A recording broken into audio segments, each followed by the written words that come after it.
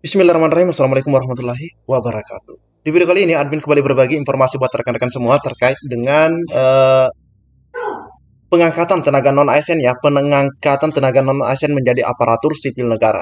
Nah, kita mendapatkan informasi bahwa di mana BKN ya, Badan Kepegawaian Negara ini katanya melanggar aturan, teman-teman ya, terkait pengangkatan non-ASN tersebut.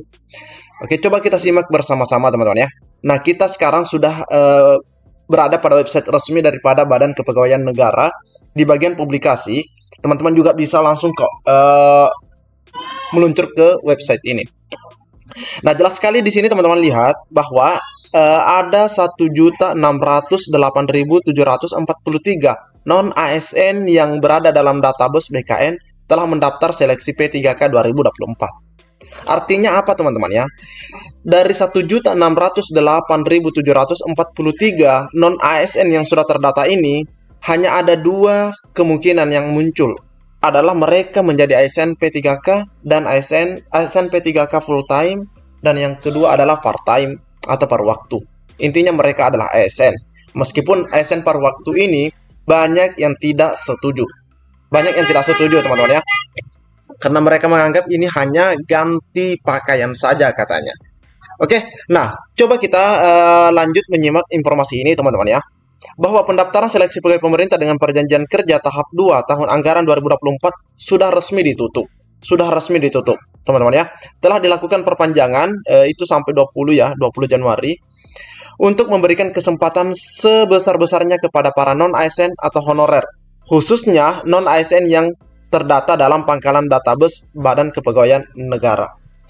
Nah, selanjutnya melalui kesempatan perpanjangan pendaftaran, kriteria pelamar tambahan tersebut terhitung non-ASN database BKN yang mendaftar pada seleksi P3K di tahun 2024 tahap 2 adalah 116.498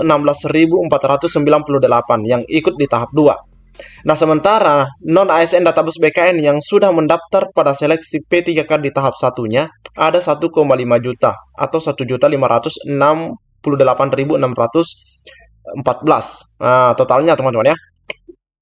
Nah, sehingga teman-teman bisa lihat di sini terhitung dari 1.789.000 tersebut ada 1.608.000 yang telah terakomodir dalam pendaftaran seleksi P3K tahap 1 dan tahap 2. Intinya mereka akan lolos menjadi ASN. Nah, di mana jumlah yang mengatakan bahwa ada pelanggaran sebenarnya? Nah, coba kita buka di sini teman-teman ya, di media GPNN. Oke, kita lihat di sini. Oke. Kita cek. Nah, ini teman-teman ya. Ratusan ribu honorer database BKN tak masuk gerbong P3K paruh waktu. Oh, nasibnya. Nah, coba kita lihat. Kemenpan RB nomor 16 tahun 2025 telah mengatur secara gamblang mengenai kriteria honorer yang akan diangkat menjadi P3K paruh waktu. Nah, di diktum kelima dinyatakan bahwa pengadaan paruh waktu dilaksanakan bagi honorer database BKN. Adapun kriteria honorer database BKN yang bisa diangkat menjadi P3K paruh waktu adalah yang mengikuti seleksi CPNS tetapi tidak lulus atau telah mengikuti seluruh tahapan P3K tetapi tidak dapat mengisi lowongan kebutuhan alias tidak mendapatkan formasi. Sedikit admin jelaskan, yang boleh ikut dari CPNS ini adalah mereka yang lulus seleksi administrasi tapi tidak ikut tes, dan mereka yang lulus seleksi dan mereka yang tidak lulus seleksi administrasi. Nah, yang tidak lulus seleksi administrasi, terus yang lulus seleksi administrasi tapi tidak ikut tes SKD, itu yang boleh ikut di tahap 2 ya, berdasarkan penjelasannya. Jadi ini harus diperhatikan juga. Nah, selanjutnya dengan demikian dipastikan masih banyak honorer yang nasibnya belum jelas, yang tidak akan terangkut dalam gerbong P3K paruh waktu. Ada dua kategori honorer yang jika merujuk Kepmenpan 16 tahun 2025 tidak bisa diangkat paruh waktu berdasarkan Kepmenpan 16 tahun 2025. Nah, jadi yang pertama adalah honorer database BKN tetapi tidak ikut mendaftar dalam seleksi P3K baik tahap 1 maupun tahap 2. Benar teman-teman ya. Jadi meskipun non-ASN database BKN itu sebenarnya sudah punya tiket menjadi P3K meskipun paruh waktu, tapi mereka harus mengikuti rangkaian seleksi. rangkaian seleksi sampai dengan seleksi kompetensi. Tapi jika mereka tidak ikut mendaftar, apalagi ikut seleksi, sudah dipastikan mereka tidak boleh sebenarnya jadi ASN P3K paruh waktu karena tidak memenuhi syarat. Dari data resmi yang dirilis BKN, bisa dihitung jumlah honorer database BKN yang tidak ikut mendaftar. Nah, di mana data BKN menyebutkan honorer database BKN yang mendaftar seleksi P3K tahap 1 sebanyak 1.568.614. Nah, benar teman-teman ya, itu sama dengan data yang telah disampaikan tadi di sini. Nah, ini teman-teman ya. Ini di tahap 1.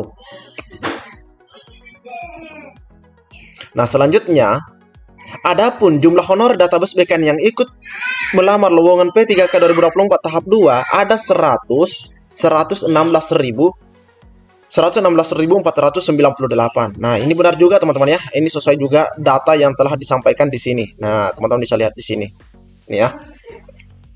Oke, jelas ya. Nah, selanjutnya dengan demikian, nah di sini mulai dihitung dari 1.789.051 total non-ASN yang sudah masuk dalam database alias sudah ikut pendataan waktu itu, totalnya ada 1.608.749 telah terakomodir dalam pendaftaran seleksi P3K, baik itu tahap 1 dan tahap 2. Nah, datanya cocok lagi nih teman-teman ya. Nah, ini. Nah, teman-teman ya. Nah, lanjut. Nah, dari data yang disampaikan Ridwan tersebut, karena ini disampaikan oleh Bapak Ridwan ya, Kepala Biro Hubungan Masyarakat Hukum dan Kerjasama. Nah, bisa diketahui bahwa honorer database BKN yang tidak mendaftar seleksi P3K 2024 tahap 1 dan tahap 2 berarti ada 180.000. Jadi teman-teman bisa cek ya, bisa cek ini silahkan dikurang 1,7 dikurangi 1.608.743. Nah, ini ada 180.308 orang. Nah, ini teman-teman ya. Dari 1.700.000 non database BKN ada 180.000 sekian yang mana mereka tidak ikut seleksi P3K atau mendaftar. Nah, belum ada keterangan resmi mengapa masih banyak honorer database BKN yang tidak mendaftar. Apakah karena banyak yang sudah tidak aktif bekerja sebagai honorer, atau bagaimana juga belum ada regulasi mengatur nasib mereka ke depan, bakal dirumahkan atau terkena pemutusan hubungan kerja. Nah, sedikit admin jelaskan terlebih dahulu teman-teman ya, sedikit. Nah, dari 1,7 juta ini yang ikut dalam tes P3K tahap 1 dan tahap 2 ada 1,6 juta. Jadi tersisa 180.000. Nah, 180.000 ini teman-teman harus ketahui sebagiannya itu ada yang mendaftar CPNS. Nah, entahkah hari ini mereka itu sudah dinyatakan lolos dan mengisi DRH atau seperti apa? Yang jelas 180.000 ini ada yang lolos jadi CPNS dan sebagiannya ada yang sudah tidak aktif. Jadi apakah pemerintah melanggar aturan? Nah, tidak juga teman-teman ya, kita tidak bisa mengatakan seperti itu. Karena bisa saja mereka tidak aktif, yang kedua mereka sudah lolos menjadi aparatur sipil negara. Nah, lolos dalam pendaftaran ini teman-teman ya, meskipun data tidak disampaikan berapa yang lolos. Nah, yang kedua, honorer non-database yang tidak masuk dalam pendataan. Nah, diketahui honorer non-database BKN jumlahnya hingga saat ini belum diketahui secara pasti. Namun, sempat ramai istilah honorer tercecer, yakni yang sudah mengabdi lama sebagai non-ASN tetapi karena suatu sebab tidak ikut terdata dalam database BKN. Nah, ini juga teman-teman ya. Ini kriteria kedua. Sebenarnya yang boleh diangkat menjadi paruh waktu adalah yang dalam database. Tapi di sini ada honorer non-database. Nah, bagaimana nasibnya ini? Yang tidak lulus ini teman-teman ya. Meskipun mereka kalau ikut dan lulus di tahap 2 aman. Tapi kalau tidak lulus, nah apakah mereka dirumahkan juga? Sedangkan regulasi yang mengatur bahwa hanya non-ASN di Kepmenpan 16 ya, hanya non-ASN yang ada dalam database yang akan menjadi P3K paruh waktu. Nah, ini butuh kejelasan juga teman-teman ya. Jenis kedua honorer non-database BKN, yakni yang memang baru bekerja 2 tahun sejak 2022 hingga tidak bisa masuk database BKN.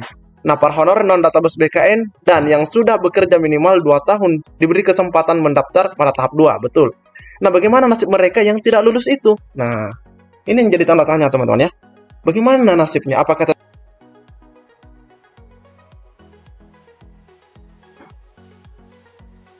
Apakah mereka tetap dipekerjakan sementara undang-undang mengatur tidak boleh ada lagi non-ASN? Apakah diangkat menjadi paruh waktu sementara Kepmenpan nomor 16 mengatakan hanya non-database BKN, hanya honorer database BKN yang boleh diangkat paruh waktu. Kalau yang non itu tidak masuk dalam Kepmenpan nomor 16. Teman-teman bisa buka-buka kembali. Nah, ini jadi muncul pertanyaan seperti ini. Jangankan honorer, pejabat Pemda pun belum tahu apa yang harus dilakukan. Misal, Kepala BKPSDM Kabupaten Natuna. Di sini, dia terang-terangan mengaku belum tahu bagaimana nasib honorer non-database BKN yang tidak lulus tersebut. Aturan yang sudah pasti hanya honorer database yang akan diangkat menjadi P3K per waktu. Ini benar teman-teman ya, ini ada dalam Kepmenpan. Untuk non-ASN yang tidak terdaftar dalam pangkalan database BKN dan tidak lulus seleksi P3K tahap 2, kami akan menunggu kebijakan dari pusat. Apakah mereka bisa diusulkan menjadi P3K per waktu atau tidak mengingat Kepmenpan nomor 16 tahun 2025 baru mengatur yang non-ASN yang terdaftar dalam database untuk menjadi P3K per waktu. Jelas teman-teman ya? Nah, selanjutnya kita juga mendapatkan informasi. Jadi ini sudah jelas teman-teman ya. Nah, ini sudah jelas. Kita tinggal menunggu dari 180.000 tadi itu teman-teman ya. Dari 180.000 ini ada berapa yang lolos CPNS dan ada berapa yang tidak lolos sama sekali. Nah, ini nggak boleh jadi paruh waktu juga karena mereka tidak mengikuti seluruh tahapan seleksi. Nah, selanjutnya di sini ada informasi dari Menpan terkait penataan pegawai non-ASN tahun 2024. Nah, ini 23 Januari. Di mana Kepmenpan melakukan rapat. Nah, ini langsung dipimpin oleh Ibu Rini terkait penataan pegawai non-ASN di kantor Kemenpan RB. Di mana rapat tersebut membahas progres dan tindak lanjut. Nah, tindak lanjut percepatan penataan pegawai non-ASN. Nah, percepatan penataan pegawai non-ASN. Apakah yang sudah lulus ini agar dipercepat prosesnya supaya dapat NIP, atau yang tidak lulus tersebut dipercepat statusnya. Nah, ini teman-teman ya, membahas progres dan tindak lanjut percepatan pegawai non-ASN. Nah, karena kita lihat informasinya di sini juga ngambang teman-teman ya. Nah, selanjutnya kita lihat di sini, pemerintah bersama DPR RI telah berkomitmen menyelesaikan penataan tenaga non-ASN. Penataan ini adalah amanat Undang-Undang Nomor 20 Tahun 2023 tentang ASN. Nah, apakah ini menjawab nasib bagi mereka non-ASN non-database yang tidak lulus di tahap 2 agar tidak ter-PHK dan non-ASN yang tidak ikut mendaftar ini padahal mereka sudah ada dalam database. Nah, jadi kita tidak bisa mengatakan juga pemerintah atau BKN ini melakukan pelanggaran terhadap undang-undang. Kita tunggu informasi selanjutnya. Cukup sekian. Assalamualaikum warahmatullahi wabarakatuh.